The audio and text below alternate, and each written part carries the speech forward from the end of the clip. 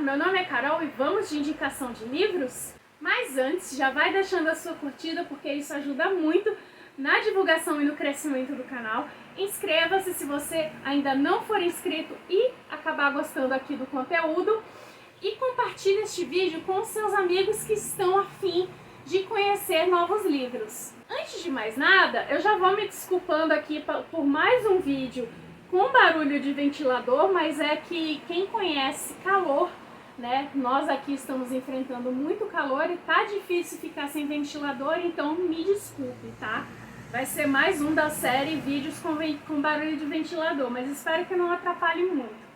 Enfim, eu resolvi aqui indicar alguns livros, já que todo mundo procura mais o tema de coisas do universo feminino, né? Principalmente temas feministas, nessa época do ano, infelizmente, né? Eu acho que são temas que deveriam ser todos os dias do ano, mas enfim, vamos aproveitar, né, que o tema está mais em voga nessa época. E eu queria indicar livros não só sobre temas feministas, mas outros temas também do universo feminino. Espero que você goste das minhas indicações, beleza? Eu vou começar aqui com o livro Feminismo é para Todo Mundo, da Bell Hooks, né? Políticas Arrebatadoras, pelo selo Rosa dos Tempos, que é da Record, com tradução da Ana Luísa Libânio. Esse livro aqui, ele vai te apresentar o que é o feminismo, né? Cada capítulo vai apresentar um tema sobre a perspectiva feminista. Vai ter ali políticas feministas, direito reprodutivo, beleza, né? Como a beleza é tratada, luta de classes feminista, trabalho, raça, gênero, fim da violência. Ele vai tratar diversos desses assuntos sobre a ótica feminista.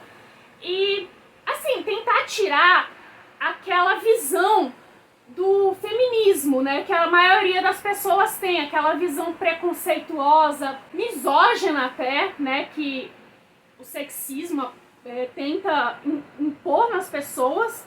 Inclusive esse livro, ele meio que fura ali aquela bolha, né, que muita gente considera do feminismo elitista, feminismo branco, né, porque ele fala muito daqueles grupos marginalizados, né, das classes trabalhadoras, das classes pobres, do feminismo negro, enfim.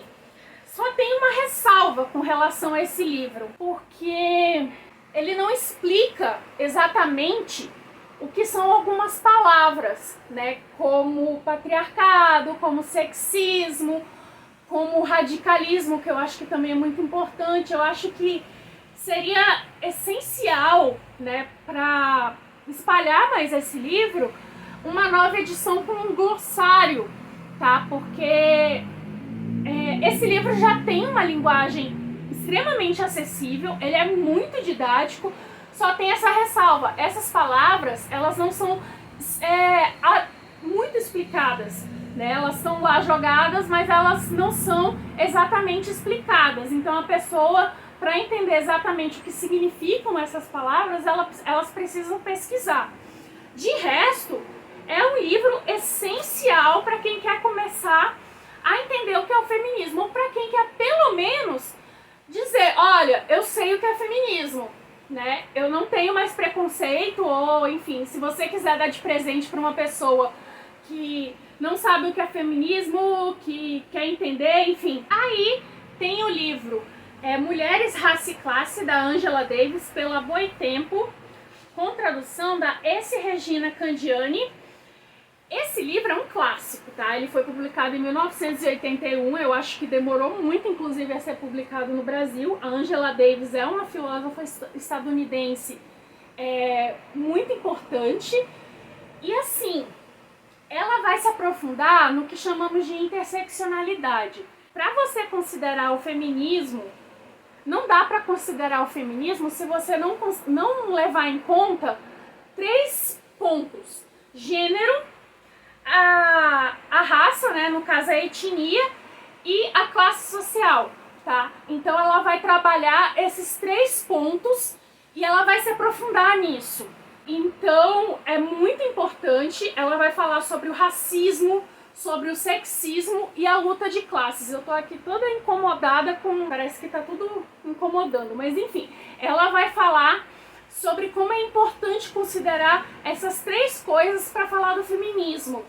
E isso é muito relevante, porque os primeiros movimentos feministas, os primeiros movimentos pela luta da igualdade das mulheres não levaram esses três pontos em conta. Muita coisa acabou ficando pelo caminho, tem a questão do racismo que acabou atrapalhando os movimentos. Então, isso aí ela trabalha muito no livro. E é um clássico, apesar dela falar muito do aspecto estadunidense, do que acontecia nos Estados Unidos, a luta pelos direitos civis dos negros nos Estados Unidos, isso aqui dá pra você relacionar muito com a realidade brasileira, infelizmente, né? Enfim, esse é um livro que vale muito a pena ler. É o tipo do livro que você tem que ir lendo aos poucos, não dá pra você ler como o da Bell Hooks, que você lê numa sentada, por causa da linguagem dele, que é uma linguagem mais acessível. O da Angela Davis, ele é um pouco mais intenso, então é isso. Aí, para quem quer se aprofundar mais aí no pensamento feminista, né, nós temos uma autora muito importante, né, uma das primeiras pensadoras feministas, que é a filósofa Simone de Beauvoir, com o seu livro, acho que mais importante, que é O Segundo Sexo, com 2 volumes, o mundo sempre pertenceu aos machos e o ninguém nasce mulher, torna-se mulher. Ele é um ensaio filosófico que ela fala sobre a criação do patriarcado, né? E sobre a criação e a manutenção da feminilidade para manutenção desse patriarcado, né?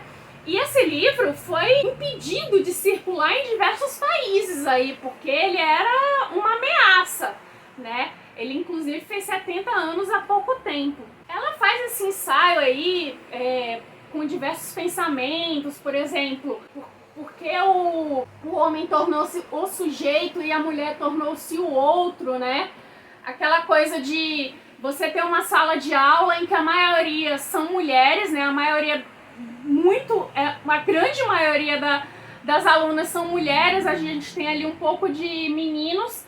A professora entra na sala e ela diz bom dia meninos, né? Em vez de bom dia meninas, sendo que a maioria é mulheres. Enfim, ela vai tecer muitos comentários a isso e várias outras coisas, porque é mais complexo, né, de falar. Aí um livro que eu já fiz resenha, inclusive foi ao ar o Dia da Mulher aqui há alguns anos, é o Inferior ao Carvalho. Desculpa, eu não consigo falar palavrão no canal, não consigo. Da Angela Sene, pela Dark Side, com tradução da Giovanna Louise Libralon. Eu vou deixar o link desse vídeo lá na descrição. Mas essa autora, que é uma jornalista que trabalha com artigos de ciência, né, ela trabalha com isso, ela é muito reconhecida lá na Inglaterra, ela vai desvendar aí com estudos, né, ela vai rebater vários estudos misóginos que falavam da superioridade dos homens, né. Esses estudos eram extremamente misóginos, extremamente sexistas e, claro, muito parciais, né? Por exemplo, aquele de que o cérebro do homem era maior em volume e por isso os homens eram mais inteligentes. Mulheres não podiam estudar porque isso ia dificultar elas engravidarem. Enfim, tinha uma série de coisas e ela vai pegar estudos que rebatem essas conclusões, né, misóginas, né? Ela vai explicar por que também eram misóginas, né? Porque alguns desses cientistas chegaram a essas conclusões. Vai lá dar uma olhada no vídeo. Olha o tanto de marcação que eu fiz. Eu fiquei alucinada com esse livro. Um livro que me deixou alucinada também, na realidade, são 2 quadrinhos aqui que eu vou mostrar. Um é A Origem do Mundo, que foi um favorito aí, que é da Livre Stromquist, Uma História Cultural da Vagina ou a Vulva versus o Patriarcado. ela vai trazer diversos fatos aqui, incluindo com fontes, né, falando porque as sociedades, né, criaram uma relação assim tão esquisita com a vulva, ao ponto de nem utilizarem mais a palavra vulva, né, ao longo dos séculos. Até nas sociedades dos nossos ancestrais, o corpo feminino era sagrado, a menstruação era algo sagrado. E agora a menstruação foi praticamente apagado da nossa vida, né? Inclusive em algumas sociedades, uma mulher, uma menina, uma mulher menstruada, ela é excluída ali do ambiente, né? Não pode estudar, não pode sair de casa. É uma coisa bizarra, né? Daí ele vai falar desses mitos, desses tabus aí, ele vai explicar coisas que foram acontecendo ao longo dos séculos, lentamente, como foi sendo apagado aí tudo que envolve esse órgão, né? Aí outra HQ, né, que foi lançada recentemente é O Corpo Público, da Mathilde Ramadier com a Camille Urich, pela Leia, com tradução. Eu não falei a tradução, mas a tradução é a mesma para as duas. Não, esse aqui é da Carolina Selvatici, esse aqui é da Christine Ligarrubo. Esse aqui vai contar a história de uma moça que passa por diversas coisas que todas as mulheres passam, né? Tem ali seus ciclos, tem ali suas questões com o seu corpo e o que ela enfrenta, né? Porque todo mundo tem algo a dizer sobre o corpo da mulher. Todo mundo, ou você é gorda demais e as pessoas falam sobre isso. Eu passei por essas questões, pessoas que eu não conhecia vinham dar pitaco sobre o meu corpo, né? Sobre a minha condição de pessoa gorda.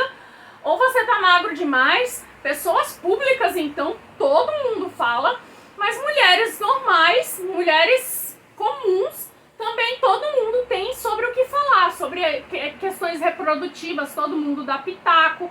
Então, através dessa história, a gente vai perceber que todo mundo tá falando alguma coisa sobre o seu corpo, o que você come, se você come demais, se você come de menos. Todo mundo, o seu corpo, o corpo da mulher, ele é público. Então a questão é essa. Ainda falando sobre todo mundo opinar na vida da mulher, nós temos aqui o livro Maternidade, da Sheila Hett, pela Companhia das Letras, com tradução da Júlia De Bassi. Esse livro aqui pode confundir algumas pessoas, porque é um livro de reflexões.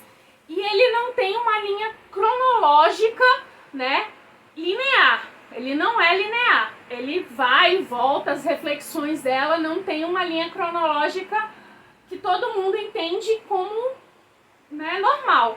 Ele vai e volta e são reflexões que ela faz sobre ter ou não ter um bebê, sobre como ser mãe, né, quando ter um bebê. E é meio que um diário, não sei. Ela vai falando sobre várias coisas. Também sobre as tristezas de quem já teve filho, né? Sobre questões de já ter tido filho, como é que é. Enfim, ela vai... Tudo que envolve maternidade, ela vai fazer essas reflexões. Eu acho interessante ler, principalmente quem tá ali naquele limiar de ter filhos ou não ter filhos, para quem também já teve filhos, né? Isso aí, muita gente, algumas resenhas que eu já li, as pessoas se sentiram um pouco mais aliviadas, pessoas que estavam angustiadas acerca desse tema. Parece ser bem interessante, porque eu não li ele todo. Aí tem um livro que eu também não li todo, mas é porque é um tipo do livro que é legal você ler aos poucos, mas dá pra ler também numa sentada, que é o tipo do livro também que desmistifica, como alguns outros aqui, muitas questões, que é o Viva Vagina, tudo que você sempre quis saber, da Nina Brockman e Ellen Stokendall, pela Paralela, com tradução da Christine Garrubo. Esse livro aqui, essas duas autoras, elas trabalham ali na área da medicina e elas resolveram fazer um livro para desmistificar todos os assuntos que passam ali acerca da sexualidade feminina. Coisa como o orgasmo, que muita gente também não entende muito, né? Tem muitas dúvidas. Eu tive dúvidas até recentemente. Eu não sabia que eu tinha dúvidas, inclusive, né? Eu achava que eu entendia coisas acerca dos nossos hormônios. Eu achava também que eu já entendia acerca dos meus hormônios, eu descobri que eu não entendia. Muito interessante. Ó, quais os diferentes tipos de métodos contraceptivos, as doenças e os demais incômodos que envolvem a região. Esse é um livro indispensável para mulheres e homens de todas as idades. É o tipo do livro também que eu acho que uma mãe que tem filhas adolescentes deveria ter para conversar com elas. É o tipo do livro que você deveria ter para tirar dúvidas com a sua ginecologista também. Muito legal mesmo. Eu fiz várias anotações aqui e vale a pena. Aí, para encerrar, nós temos 2 livros aqui da, acho que a filósofa Silvia Frederici, uma italiana. O primeiro é Mulheres e Caça às Bruxas. Ele vai analisar, ele vai pegar ali pontos de um livro que é maior dela, que é o Caliban e a Bruxa, que é um livro mais denso, ele tem gráficos, se eu não me engano, ele tem tabelas ali com informações.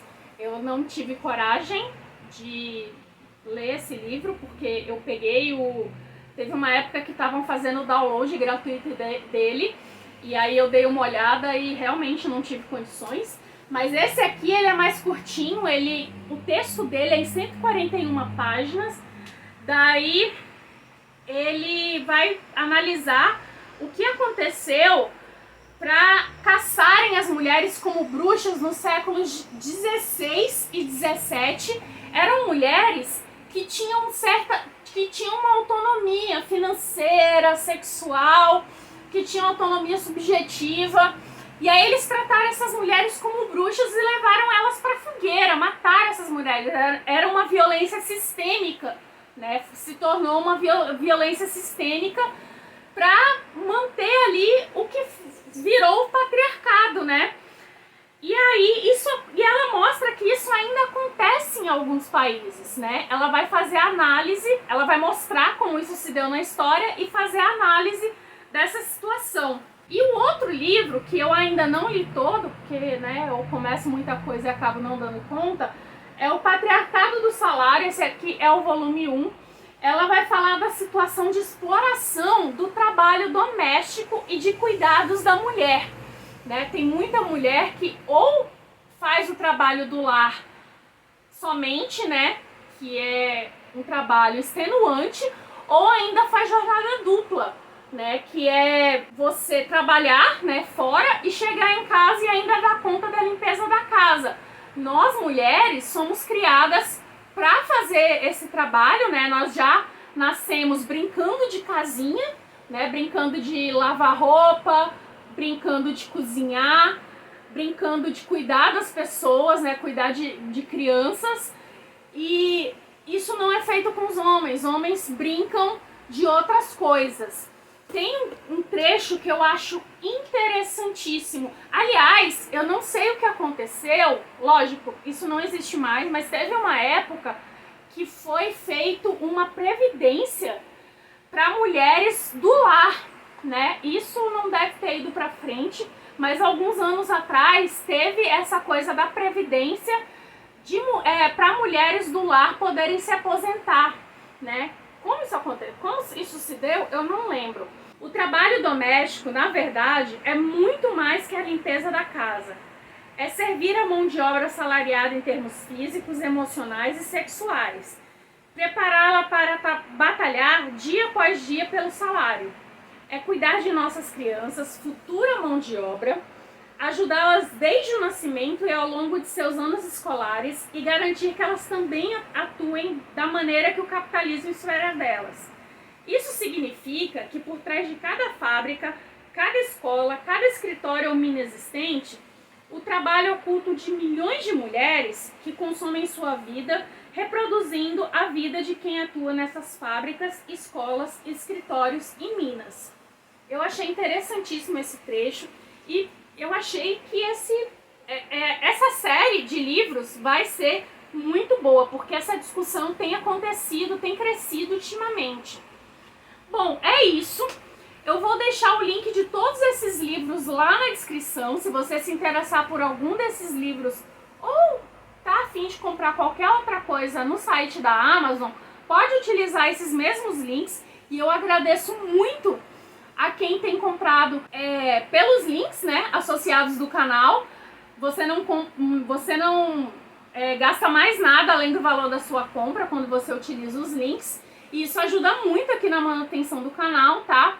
Vamos lá para os comentários. Você já leu algum desses livros? Ficou interessado em alguns deles? Tem alguma crítica sobre eles? Vamos conversar. Obrigada pela sua companhia, um grande beijo e até a próxima!